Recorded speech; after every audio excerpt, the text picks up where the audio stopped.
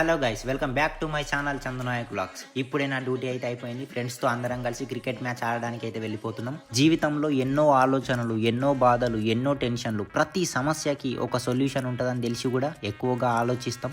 ఆలోచించి బుర్రపాడి చేసుకుంటాం. ఏంటో మామ ఈ లైఫ్. అందుకే ఇవన్నీ టెన్షన్స్ పోవాలంటే కాదు ఎట్లైనా టెన్షన్స్ అన్ని పోవు, కానీ ఏదో కొంచెం సేపు టెన్షన్స్ అన్ని మర్చిపోవాలి అంటే ఏదో ఒక గేమ్ ఆడాలి, జస్ట్ చిల్లుగా ఉండాలి. కాబట్టి గేమ్ ఆడడానికి అయితే వెళ్ళిపోతున్నాం. ఇక మీతో మాట్లాడుకుంటా క్రికెట్ స్టేడియంకి అయితే వచ్చేసిన. సారీ మామ, ఇది క్రికెట్ స్టేడియం అయితే కాదు, ఇది ఫుట్బాల్ స్టేడియం. దీన్ని మేమే క్రికెట్ స్టేడియంగా మార్చినాం. ఎందుకంటే ఫుట్బాల్ ఎవరు ఆడతలేరు, ఏమవుతుంది మనం కూడా క్రికెట్ ఆడుకుంటే ఎవరేమన్నారు కదా అని చెప్పేసి మేము రోజు క్రికెట్ ఆడుకుంటున్నాం. ఇప్పుడు ఇది క్రికెట్ స్టేడియం అయిపోయింది అంతే. చూస్తున్నారుగా, మేము పోకన్నా ముందే మా ఊళ్ళో అయితే క్రికెట్ ఆడుడు అయితే స్టార్ట్ చేసిండ్రు. కళ్ళు మా మాట కూడా వినరు. ఎందుకంటే పాకిస్తాన్ వాళ్ళు, బంగ్లాదేశ్ వాళ్ళు, శ్రీలంక వాళ్ళు కాబట్టి నేను చెప్తే వింటారు, నా మాట ఒకటి మాట వినరు వాళ్ళు.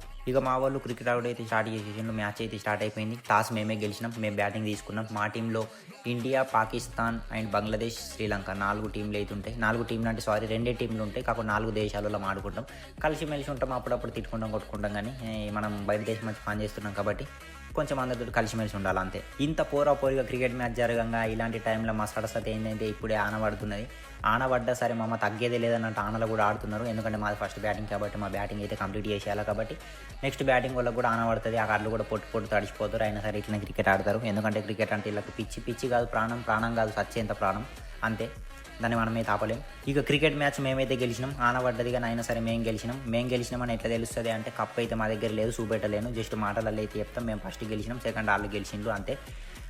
వానబడ్డది. నా వ్లాగ్ కూడా అయిపోయింది. చాలా మాట్లాడాలి అనుకుంటున్నా, బట్ నెక్స్ట్ వ్లాగ్లో మాట్లాడతా. ఎందుకంటే ఇప్పుడే స్టార్ట్ చేస్తున్నా కాబట్టి ఏం మాట్లాడాలో తెలియదు, కాబట్టి ఏం మాట్లాడాలో అర్థమైతలేదు. కాబట్టి నెక్స్ట్ వ్లాగ్లో అయితే చెప్తా. అయినా పర్లేదు, స్ట్రాంగ్ కమ్ బ్యాక్ ఇస్తా. And thanks for watching, your love and support. Thank you so much.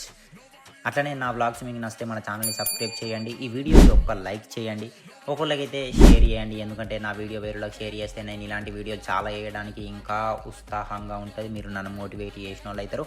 Thank you అండి. Thank you so much. This is Chandu Nayak signing on.